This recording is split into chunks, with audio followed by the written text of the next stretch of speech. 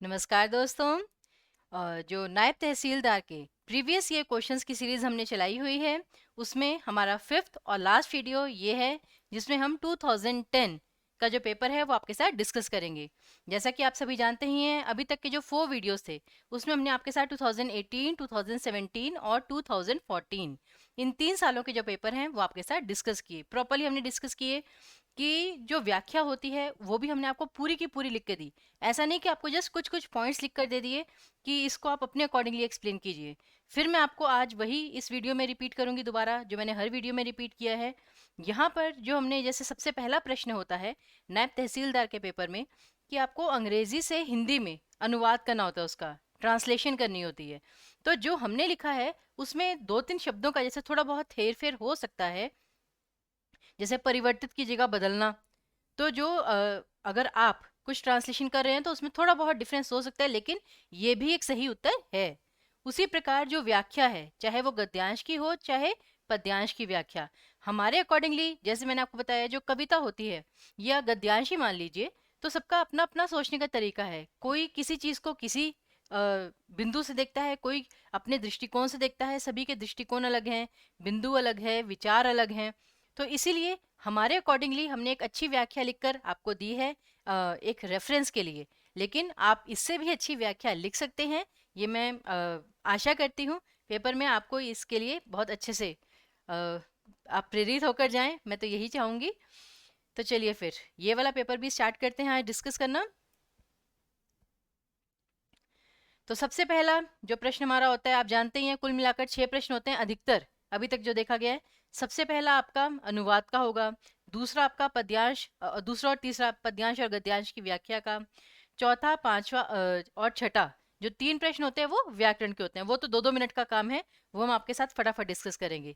जो थोड़ा ज्यादा टाइम लगने वाला है वो अनुवाद और व्याख्या में ही लगेगा। चलिए, तो 2014 की तरह इसमें भी जो आपके लिए व्याख्या अनुवाद के लिए बहुत छोटा सा पैराग्राफ है, सिर्फ 2-3 सेंटेंसेस हैं। India has been in the forefront of the movement for democratizing the World Bank and the IMF, the biggest multilateral players in the global market.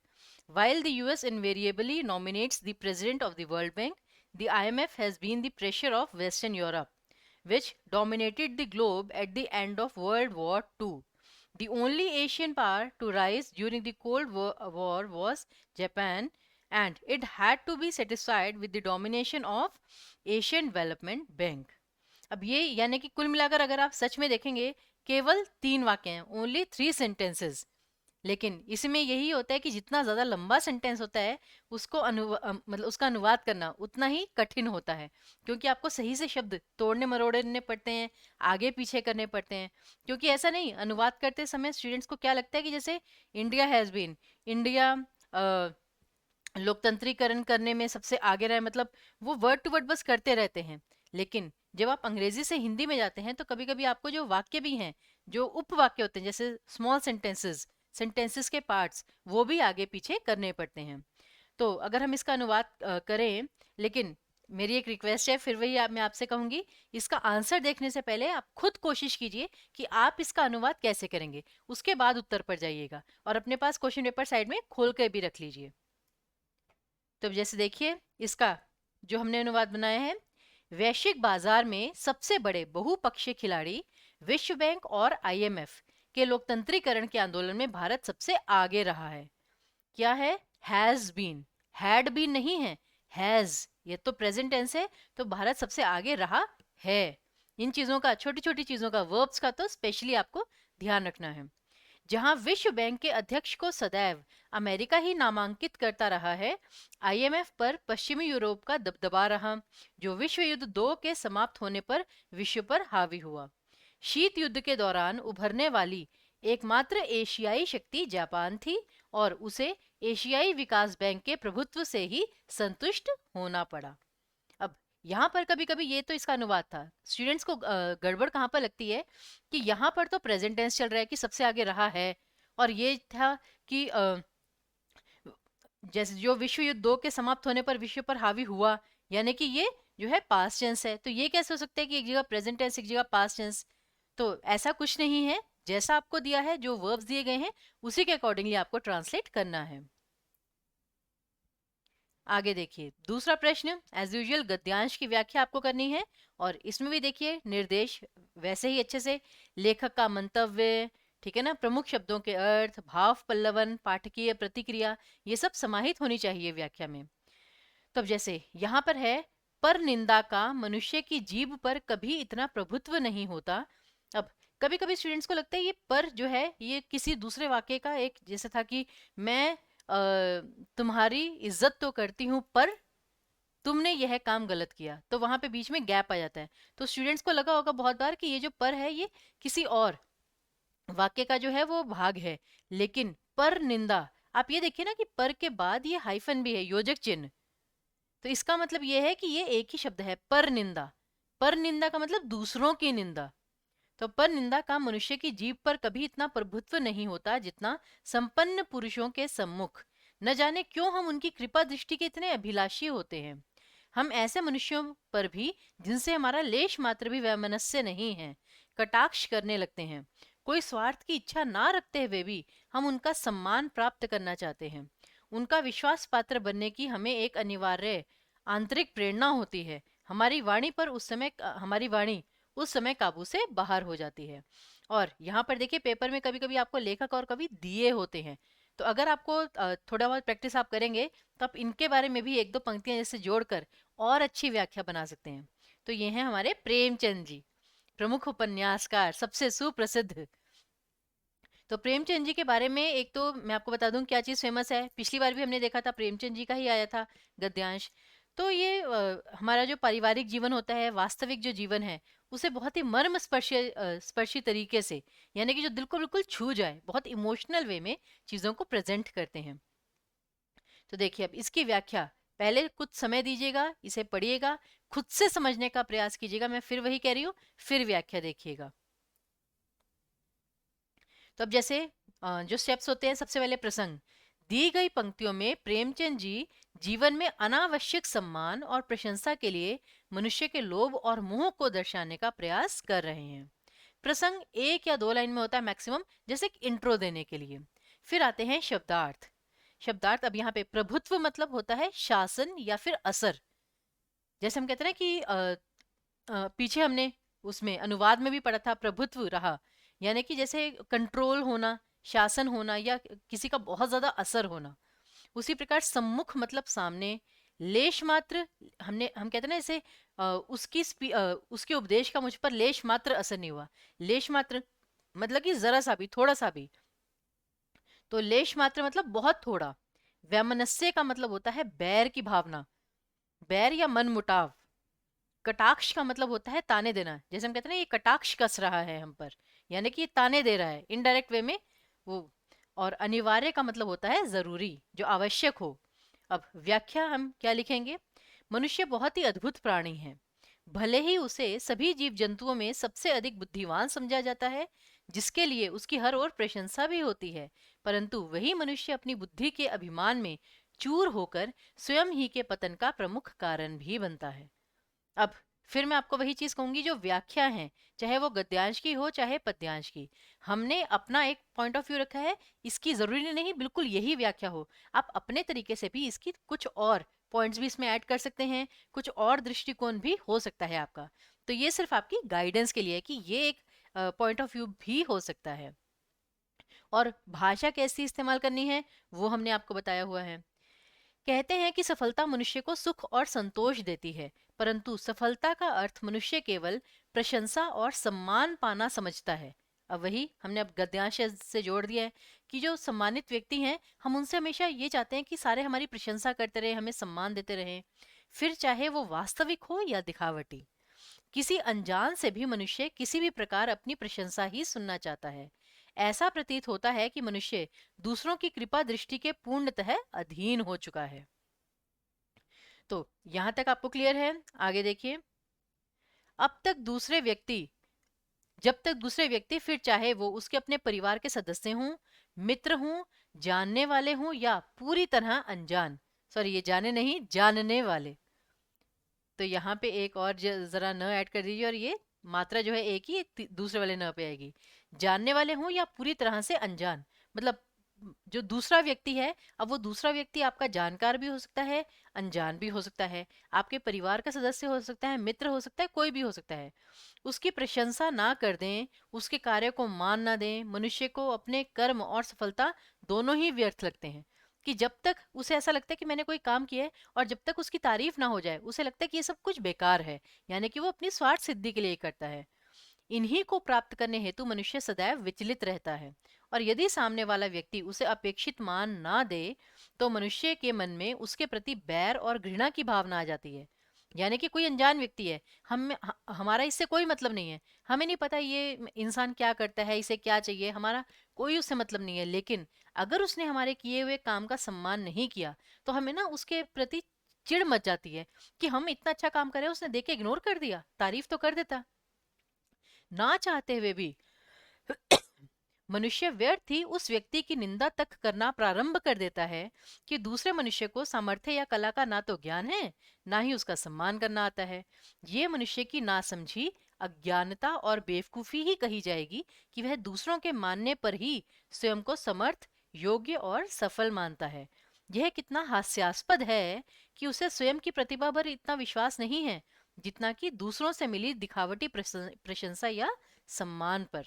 वह अपनी प्रेरणा स्वयं बनने के स्थान पर दूसरों पर आश्रित होता जा रहा है।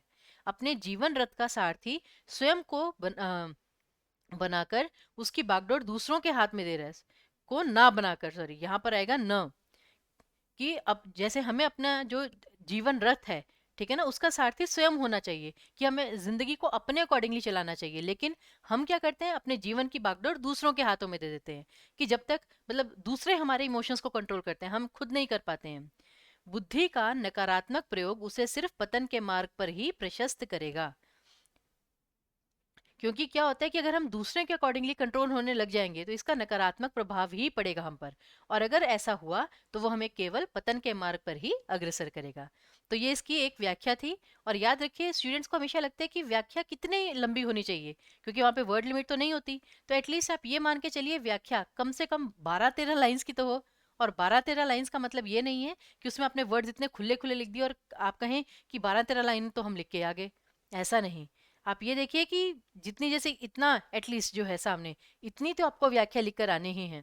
और आप देखिए, जो पीछे जो गद्यांश था, ऐसा नहीं कि हमने बस हर मीनिंग का जो है हर सेंटेंस का मीनिंग लिखा है, सिर्फ हमने अपने पॉइंट ऑफ व्यू लिखे हैं। व्याख्या में आपको यही करना है। अब भावार्थ, यानी कि अल्टीमेटली निष्कर्ष क्या निकलता है, जो भी हमने अभी तक डिस्कस किया। हर मनुष्य जीवन में किसी भी मूल्य पर हर किसी से सम्मान और प्रशंसा पाना चाहता है, परंतु यदि कोई मन से नहीं अपितु केवल दिखावटी सम्मान या प्रशंसा दे, तो वह पूर्णतः व्यर्थ है। ये दोनों वास्तविक हों तभी हमें प्रेरणा देते हैं, अन्यथा इन्हीं दो चीजों का अत्यधिक लोभ बड़े से बड़े विद्वान के भी पतन का कारण बन जाता है। तो देखिए, पहले प्रसंग आया, फिर शब्दार्थ, फिर व्याख्या, सॉरी व्याख्या, फिर भावार्थ, और अल्टीमेटली विशेष। फिर मैं आपको कहूंगी कि प्रसंग, शब्दार्थ, व्याख्या और भावार्थ, ये चार तो इंपॉर्टेंट चीजें हैं जो आपको लिखनी है। लेकिन ये जो विशेष है, ये जरूरी नहीं लिखना। लेकिन अगर आप ये लिखेंगे तो हो सकता है कि आपको 1-2 मार्क्स एक्स्ट्रा मिल जाएं, अगर ये सही लिखेंगे तो। ऐसा नहीं कि बस मार्क्स मिल जाए इसके लिए आप विशेष में कुछ भी लिख कर आ जाएं, तो उससे तो बल्कि नकारात्मक प्रभाव पड़ जाएगा अगर आप एक्स्ट्रा फालतू में लिख के आ जाएंगे तो विशेष में अब क्या है, जैसे कि पंक्तियां पूर्ण रूप से ओज गुण से प्रेरित हैं। ओज गुण क्या होता है, जैसे कि आप जानते हैं, कोई भी जो पंक्तियां होती हैं उसमें 3 प्रकार के गुण होते हैं: प्रसाद गुण, ओज गुण और माधुर्य गुण। ओज गुण वहां पर होता है जहां पर थोड़ा सा एक्टिवनेस दिखाई जाती है, प्रेरणा देने की कोशिश की जाती है। जैसे कि हमने जो रस पढ़े हैं, काव्य रस, कि जहां पर रौद्र रस आ जाए या वीर रस आ जाए, वहां पर अधिकतर ओज गुण होता है, जहाँ पे थोड़ी एक्टिवनेस दिखाई जाती है, एग्रेसिवनेस दिखाई जाती है। तत्सम एवं सामासिक शब्दावली का प्रयोग किया गया है। तत्सम शब्दावली अर्थात जैसे संस्कृत के बहुत शुद्ध वाक्य, ठीक है ना, उनका इस्तेमाल किया गया है। फिर सामासिक शब्दावली, सामासिक शब्दावली अर्थात जैसे कि पर निंदा, यानी कि दूसरों की निंदा, संबंध तत्पुरुष समास। तो समास वो शब्द होते हैं जो कि दो शब्दों के मिलने से एक नया शब्द बनता है। तो मतलब ऐसे बड़े बड़े शब्दों का प्रयोग किया गया है। मानवीय व्यवहार का कठोर सत्य उजागर किया गया है, ये सबसे विशेष है यहाँ पर। और भाषा शैली व्याख्यात्मक है। व्याख्यात्मक मतलब कि कोई एक जो पॉइंट है, कि जो भला ये आपकी जो प्रशंसा है, ठीक है ना, जब तक ये सच ना हो, सिर्फ दिखावटी हो, तब तक ये आपका कोई फायदा नहीं करेगी। उसी की अच्छे से व्याख्या की गई है, तो इसलिए भाषा शैली जो है वो व्याख्यात्मक है। तो ये आपका हुआ गद्यांश की व्याख्या। अब आते हैं पद्यांश की व्याख्या पर। निर्देश बिल्कुल वही है, लेकिन आप देखिए कितनी जरा सी पंक्तियां हैं पिछली बार की तरह।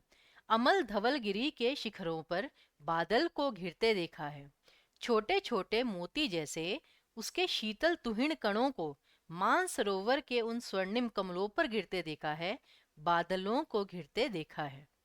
अब ये देखिए, ये नागार्जुन जी की पोएम है, और ऐसा कुछ नहीं, अगर आपको नागार्जुन जी के बारे में नहीं पता, दैट्स टोटली फाइन, आप लिटरेचर के स्टूडेंट्स नहीं है, लेकिन सिर्फ इतनी सी कविता है और आपको इसके बारे में बताना है। अब बादल कब घिर के आते हैं? जब बारिश होने वाली होती है, तो हमें लगता है ना कि बादल घिराए अब तो बारिश होगी। और बारिश ज्यादा कब होती है? स्पेशली आपकी वसंत ऋतु में। यानी कि आप व्याख्या में यहाँ पर वसंत ऋतु को मेंशन कर सकते हैं। और दूसरी चीज ये होती है, स्टूडेंट्स को पोएम में सबसे बड़ी प्रॉब्लम क्या आती है कि जो वोकेबलरी है, जो शब्दावली है, वो थोड़ी सी कठिन है।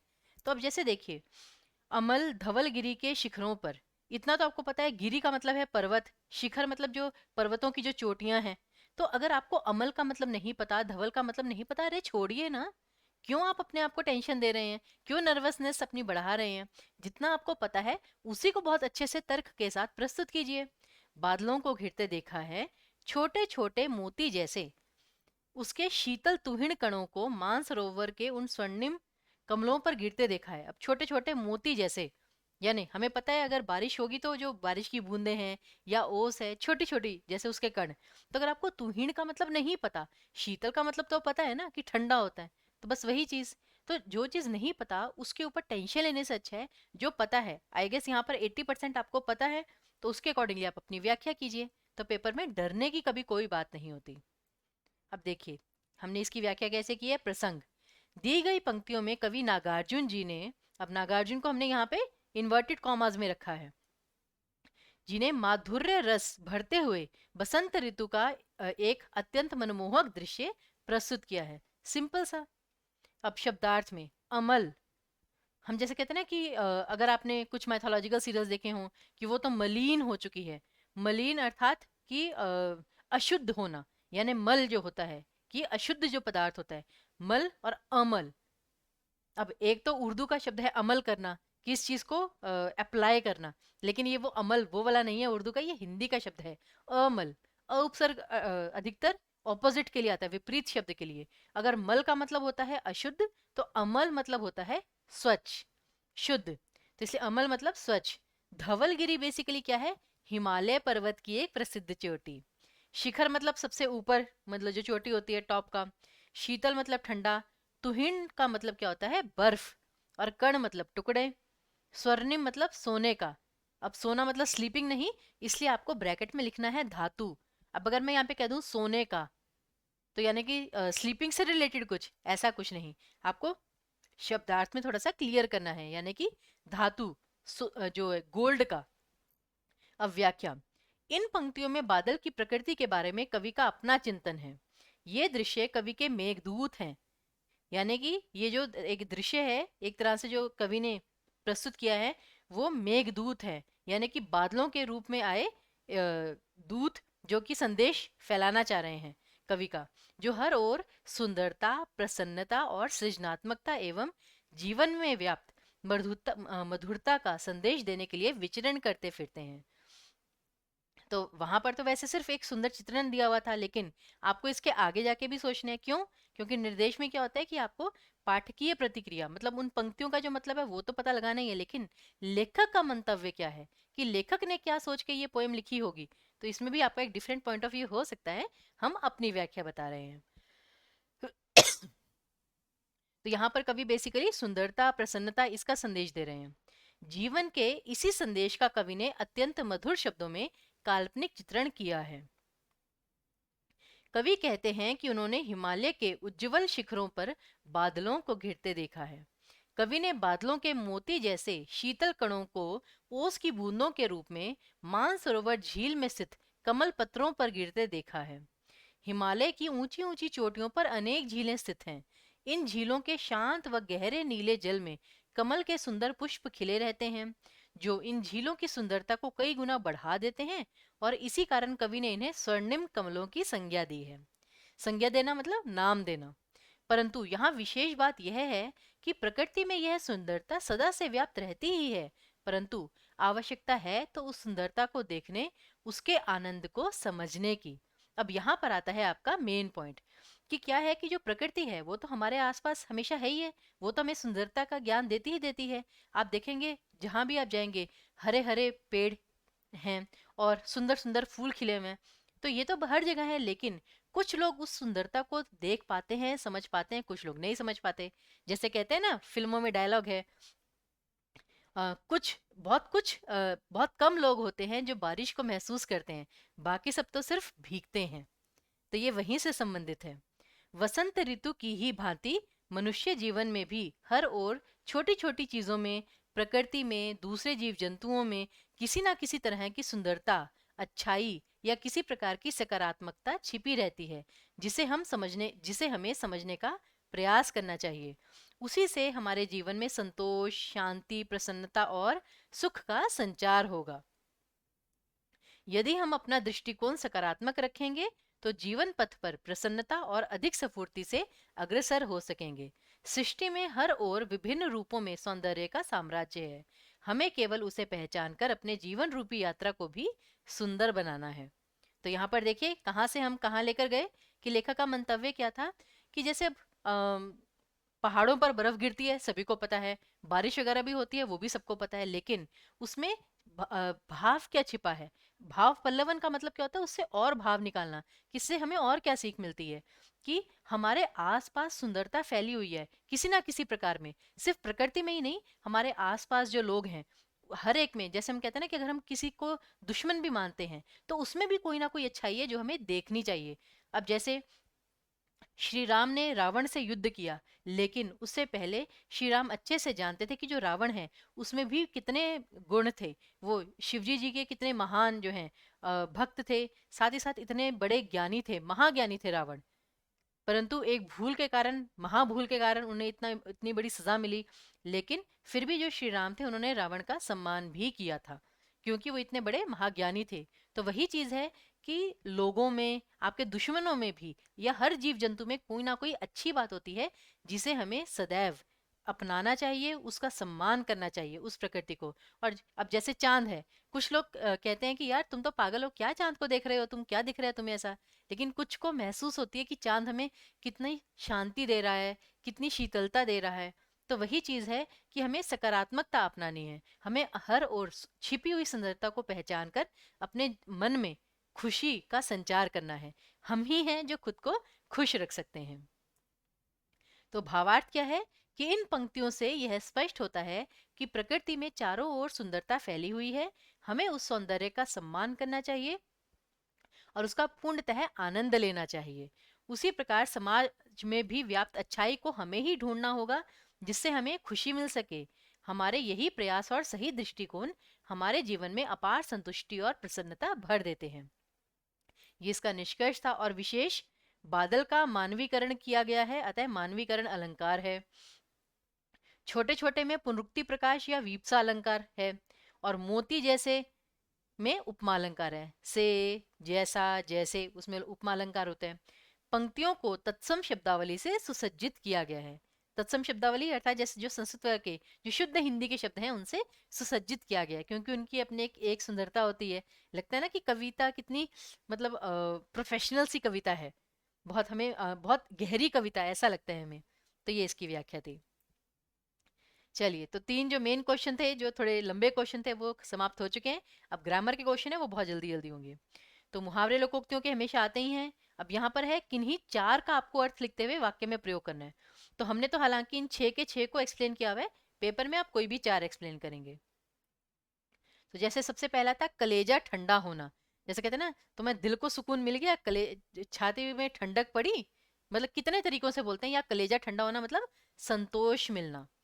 चाणक्य ने जब तक घनानंद को मगध के सिंहासन से नहीं उतारा, तब तक उनका कलेजा ठंडा नहीं हुआ। आपको याद होगा मैंने कहा था कि जो वाक्य है वो थोड़ा सही होना चाहिए, आपके स्तर का होना चाहिए। ऐसा नहीं कि परीक्षा समाप्त होने पर मेरे कलेजे को ठंडक मिली, हालांकि ये भी अगर आप वाक्य लिखेंगे तो नंबर कटेंगे नहीं, लेकिन फिर भी थोड़ा सा स्तर थोड़ा अच्छा रखिएगा। कागजी घोड़े दौड़ाना मतलब कि केवल लिखा पढ़ी करना पर काम की बात ना करना। मोहनलाल का बेटा बिजनेस के नाम पर काफी घोड़े घोड़े दौड़ाता रहता है, लेकिन असल में उसे देखा जाए तो वह कोई कार्य नहीं करता है। जैसे हम कहते हैं कि बस तुम पेपर पे अपनी वो प्लानिंग जो है वो करते रहो, एक्चुअल में कोई काम ना करो, ये वही है। फिर है आसमान टूट पड़ना, यानी कि बड़ी विपत्ति आ जाना। 5 लोगों को खिलाने पिलाने में ऐसा क्या आसमान टूट पड़ा कि तुमने सारा घर सर पर उठा लिया। अब यहाँ पर मैं आपको एक चीज दिखाना चाहती हूँ, मैंने ये वाक्य यहाँ पर प्रयोग क्यों किया। कभी कभी अगर आपको लगता है ना कि जैसे सेंटेंस बनाने में कि हम कुछ प्रश्न पूछ के एक मतलब वाक्य बना रहे हैं, तो फिर वहां पे आप प्रश्नवाचक चिन्ह लगाएंगे। ऐसा नहीं कि आपको हर वाक्य के अंत में मतलब इस तरह समाप्ति सूचक चिन्ह ही लगाना है, विराम चिन्ह ही लगाना है। अगर आप कोई प्रश्न पूछ रहे हैं तो उसके पीछे प्रश्नवाचक चिन्ह ही लगाएंगे, ये याद रखिएगा। फिर 4 दिन की चांदनी होता है ना, 4 दिन की चांदनी फिर अंधेरी रात, तो यहाँ पे बस है 4 दिन की चांदनी, यानी कुछ समय का सुख और फिर दुख का आ जाना। तो राहुल को जब भी तनख्वाह मिलती है तब पार्टी करने लगता है और अगले ही दिन से छोटी छोटी चीजों में कंजूसी बरतता है। इसे कहते हैं 4 दिन की चांदनी फिर अंधेरी रात।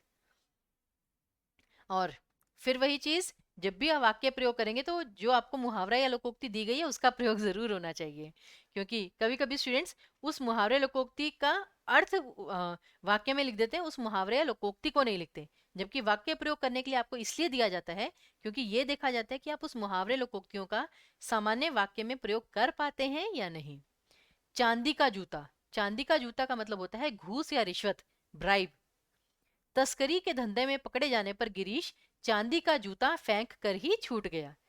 चांदी का जूता फेंक कर, देकर नहीं फेंक कर, उस अकॉर्डिंगली लिखेंगे। गड़े मुर्दे उखाड़ना, यानी बीती बातों पर विवाद खड़े करना। धर्म के आधार पर वोट बटोरने के चक्कर में नेताओं ने गड़े मुर्दे उखाड़ने शुरू कर दिए। आई गेस ये वाक्य तो बहुत अच्छे से समझ रहे होंगे आप, हमेशा मतलब लोकतंत्र में तो ये सब चलता ही रहता है। आगे हमेशा विपरीतार्थक शब्द भी आते ही हैं। निम्नलिखित में से किन्हीं 3 के विपरीतार्थक शब्द लिखिए। इसमें सबसे अच्छी बात ये होती है चॉइसेस दी होती हैं, तो इन 5 में से किन्हीं भी 3 का लिखेंगे। लेकिन अगर 3 पूछे गए हैं तो प्लीज 4 के मत लिखिएगा, नंबर कट सकते हैं आपके। निर्देश में स्पेसिफिकली दिया होता है जितना पूछा जाए उतना लिखना है। फिर भी हम उत्तर तो आपको सभी का बताएंगे। जैसे आधुनिक का आएगा प्राचीन, आस्था अनास्था, उचित अनुचित, निंदा प्रशंसा, यश अपयश। ठीक है ना, तो ये आपके विपरीतार्थक हो गए। और अंतिम प्रश्न, निम्नलिखित में से किन्हीं 3 वाक्यों का शुद्ध रूप लिखिए। 5 दिए गए हैं, किन्हीं 3 का लिखना है, हम आपको सारे बता रहे हैं। अब लड़के रोती है अब लड़के रोती है, आपको खुद ही पता है सही नहीं है, तो लड़के रोते हैं, क्योंकि लड़के जो है बहुवचन है तो इसके अकॉर्डिंगली हम चेंज करेंगे, लड़के रोते हैं। हमने खाना खाना है, हमने नहीं, हमें खाना खाना है। मैं कहा था, मैंने कहा था। तो ये देखिए यहाँ पर लिखा है हमने सारा, लड़के रोते हैं, हमें खाना खाना है, मैंने कहा था। ललिता जाता था, अरे ललिता स्त्रीलिंग शब्द है, मतलब चाहे नाम, अब कुछ कहेंगे कि मैम क्यों, ललिता जो है वो किसी लड़के का नाम नहीं हो सकता, लेकिन अगर वाक्य ऐसा दिया है तो आपको समझना चाहिए कि हाँ ललिता एक लड़की का ही नाम है, कि ललिता जाती थी। फिर नायिका सुंदर था, नायिका तो स्त्रीलिंग शब्द है, तो नायिका सुंदर थी। आई गेस बहुत ज़्यादा डिफिकल्ट नहीं थे, इजी ही थे। चलिए, तो इसी के साथ नायब तहसीलदार 2010 का जो पेपर है उसका सॉल्यूशन भी अब आपके पास है। मैं आशा करती हूँ कि इन सभी वीडियो से आपको बहुत फ़ायदा मिला होगा और अब आप अपनी जो प्रिपरेशन है वो और अच्छे से करेंगे। तो अब और कुछ नए वीडियोस लेकर हम आपके सामने फिर से प्रस्तुत होंगे, तब तक के लिए धन्यवाद।